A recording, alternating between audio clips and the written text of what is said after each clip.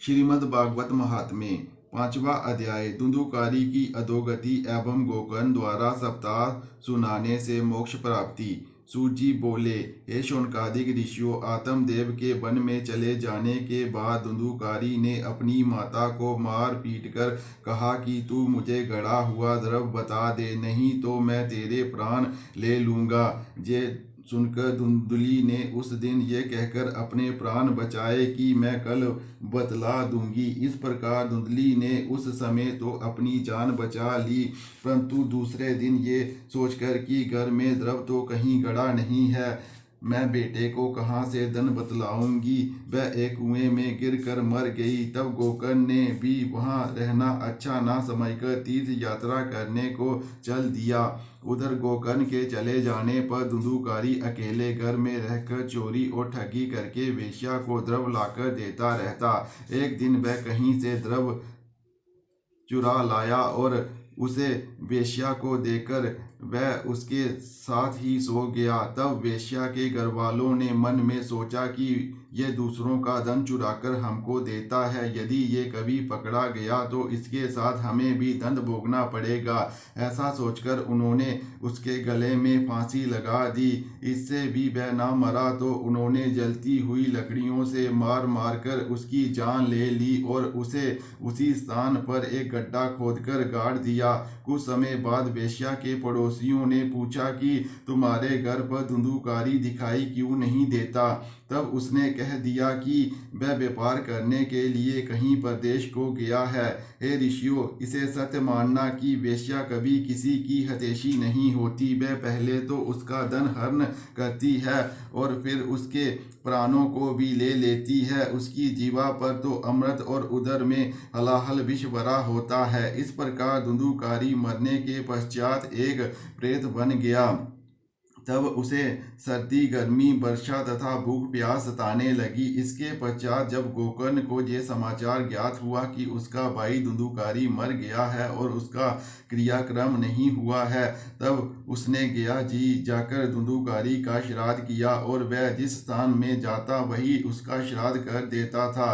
कई तीर्थ करने के पश्चात जब गोकर्ण अपने घर आया और रात को वहीं सोया तो उसने धुंधुकारी को कभी बैल, कभी हाथी, कभी भैंसा तथा कभी मनुष्य रूप में देखा। तो गोकर्ण ने उससे पूछा कि तू प्रेत, भूत अथवा राक्षसों में से कौन है। उसकी बात सुनकर धुंधुकारी रोने लगा। उसमें बोलने की समर्थ नहीं थी, अतः वह कुछ नहीं कह सका। गोकर्ण ने जब ये देखा कि वह रोने के अलावा कुछ नहीं कहता है, तब उसने मंत्र पढ़कर उसके ऊपर जल छिड़का। उस जल के छिड़कते ही उसका बोल निकलने लगा।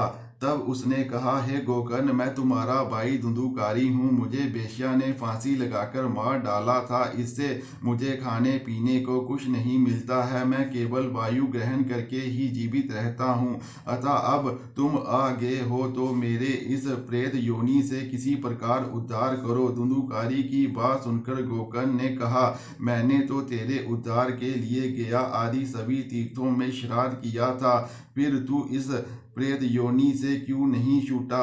वह कहने लगा, चाहे तुम हजारों श्राद्ध करो, परंतु मैं घोर पापी होने के कारण सहज ही मोक्ष नहीं पा सकता। अब तुम कोई ऐसा उपाय करो जिससे मैं इस अधम योनि से छूट जाऊं। ये सुनकर गोकर्ण बोला, अच्छा तो तू कुछ दिन और धीरज धारण कर, मैं शीघ्र ही तेरा उद्धार करूंगा। गोकर्ण की ये बात सुनकर धुंधुकारी वहां से चला गया।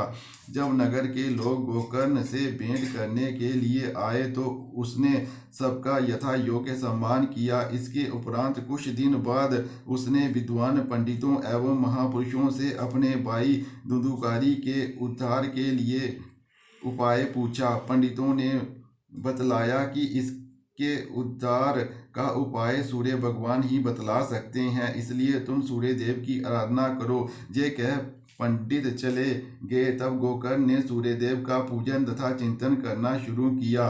उसकी भक्ति से प्रसन्न होकर सूर्यदेव प्रकट हुए। तब उसने हाथ जोड़कर उनसे ये प्रार्थना की कि हे सूर्यदेव, अब आप मुझे धुंधुकारी के उद्धार का उपाय बताने की कृपा करें। तब सूर्यदेव ने कहा कि तुम श्रीमद् भागवत की सप्ताह धुंधुकारी को सुनाओ, उसी से उसका उद्धार होगा। तब गोकर्ण ने विद्वान पंडित, योगी और महात्माओं को बुलाकर श्रीमद् भागवत का सप्ताह यज्ञ प्रारंभ किया। उस कथा को सुनने के लिए बहुत से नगर निवासी भी आए और धुंधुकारी भी आकर एक साथ गांठ वाले बांस के ऊपर बैठकर उस कथा को सुनने लगा। जब प्रथम दिन की कथा संध्या के समय समाप्त हुई और सुनने वाले उठ उठ कर घर जाने लगे, उस समय जिस बांस पर धुंधुकारी बैठा था उसकी पहली गांठ फट गई। दूसरे दिन कथा की समाप्ति पर दूसरी गांठ फट गई। इसी प्रकार 7 दिन में बांस की 7 गांठें चटक गई। तब उस सप्ताह पर पारायण के सुनने से धुंधुकारी ने दिव्य रूप धारण किया। उस समय उसका चतुर्भुज रूप विष्णु भगवान जैसा प्रतीत हो रहा था। वह पीतांबर पहने हुए गोकर्ण के पास आया और उसे नमस्कार करके बोला, हे भ्राता, आपने मुझे घोर पाप से छुड़ाकर मेरा उद्धार किया है। श्रीमद् भागवत के अलावा अन्य कोई उपाय मुझे इस अधम योनि से छुड़ाने वाला नहीं था। जो प्राणी इस कथा रूपी अमृत को पान करेगा वह अवश्य ही भवसागर से पार हो जाएगा। धुंधुकारी गोकर्ण से ये कह रहा था, उसी समय स्वर्ग से एक सुंदर विमान आया और धुंधुकारी उस विमान पर बैठकर वैकुंठ लोक को चला गया। हे मुनियों, इसके पश्चात सब उपस्थित विद्वानों और ऋषि मुनियों ने गोकर्ण से पूछा, हे महाराज, श्रीमद् भागवत की सप्ताह तो हम सभी ने सुनी है, फिर वैकुंठ से विमान केवल धुंधुकारी को ही लेने क्यों आया? वह तो वैकुंठ चला गया और हम लोग यहीं रह गए, इसका क्या कारण है? गोकर्ण ने उत्तर दिया, हे भाइयों, इस कथा के फल में केवल यही अंतर है कि जो व्यक्ति इस कथा को मन लगाकर सुनते हैं वह तो इसका पूर्ण लाभ प्राप्त करते हैं, और जो लोग कथा सुनते समय अपना मन स्त्री पुत्र आदि के मोह में लगाए रहते हैं उन्हें इस कथा का फल नहीं मिलता। मुक्ति तो एकाग्रचित्त से कथा सुनने वाले को मिलती है। ये वचन सुनकर समस्त श्रोता लज्जित हो गए। तब उन्होंने गोकर्ण से कहा, हे महाराज, आप कृपा करके एक बार और इस सप्ताह कथा को सुनाइए, जिससे हम मन लगाकर सुन सकें और मोक्ष प्राप्त कर सकें। उन सबकी ये इस विनय को सुनकर गोकर्ण ने पुनः श्रावण माह में दूसरा पारायण आरंभ कर दिया।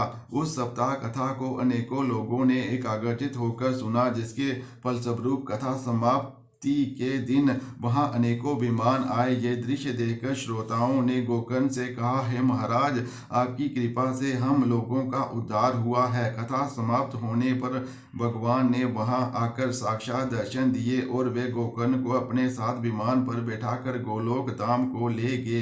फिर अन्य सब श्रोतागण भी विमानों पर बैठकर वैकुंठ को चले गए। हे ऋषियों, जिस स्थान पर सूर्य एवं चंद्रमा भी नहीं पहुंच सकते, मनुष्य इस कथा के प्रताप से उन स्थानों पर पहुंच जाता है। इस श्रीमद्